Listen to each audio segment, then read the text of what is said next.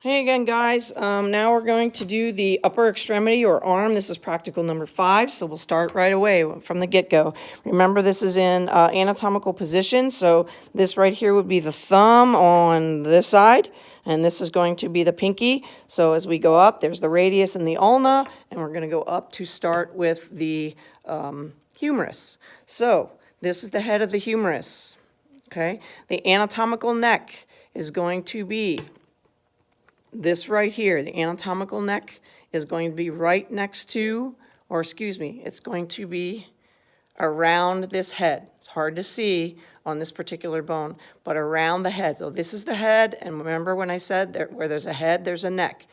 That is the anatomical neck. The surgical neck is going to be where my fingers are wrapped around. This has to do with the orthopedic surgeon terminology, so I can explain that later.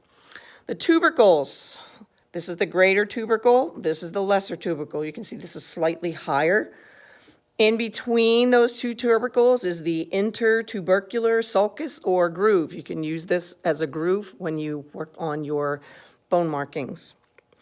Moving down, there is a kind of rough patch right here. This is going to be where the deltoid muscle attaches. So this is called the deltoid tuberosity.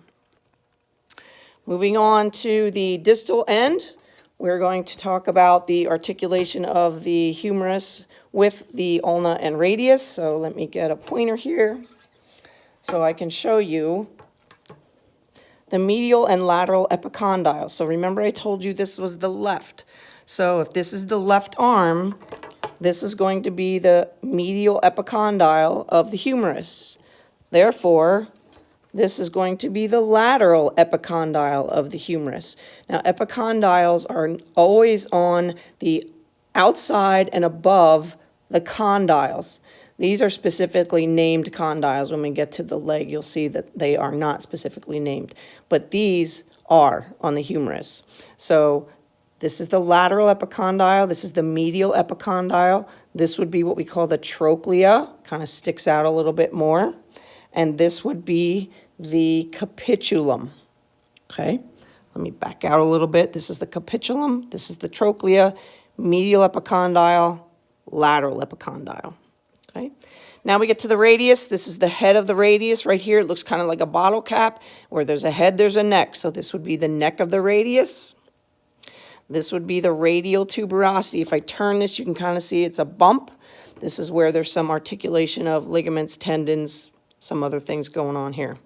Going to the distal end, we have a little projection here called the styloid process of the radius. Okay. The next is the, the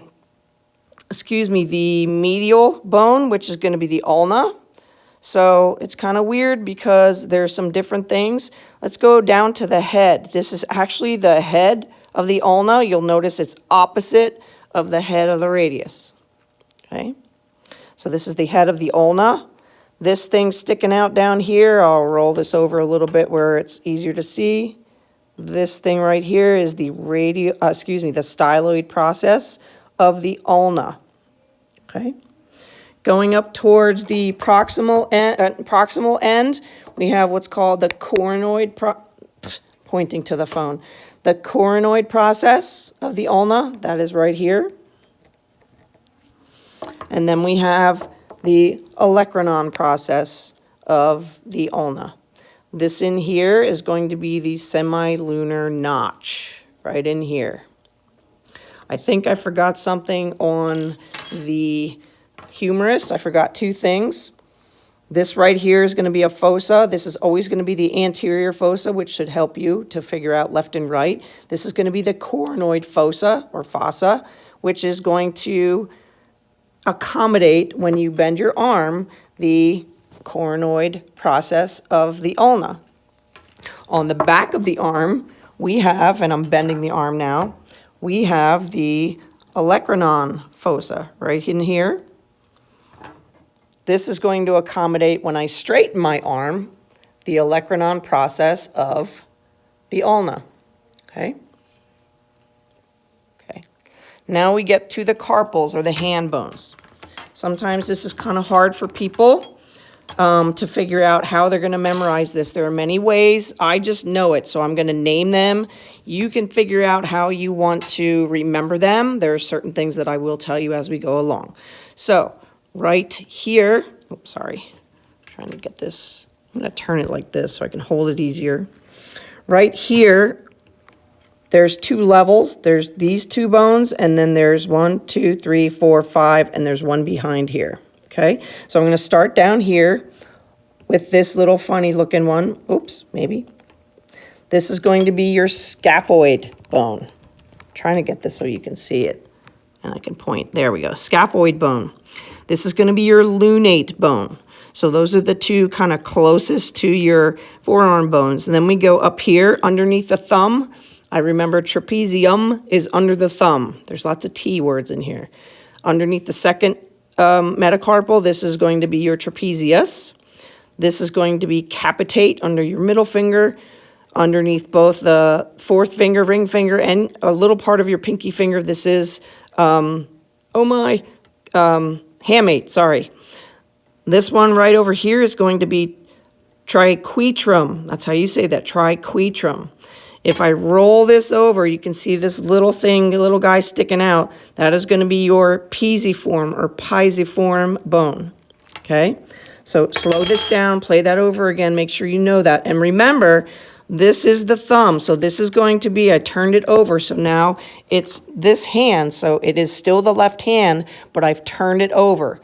I learn it from the superior view of my palm. Some people learn it this way. It's not as easy as it is this way. So it's totally up to you how you want to learn it, but this is the left hand, but it is kind of pronated so that we're looking at the top of the left hand, okay?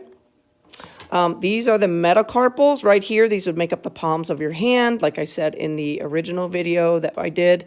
And these are going to be the finger phalanges.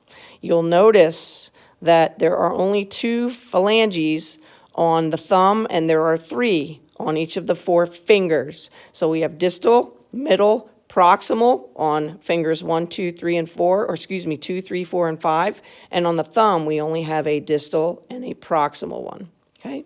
Hope that helps. Hope these are helping you guys. Talk to you in a little bit.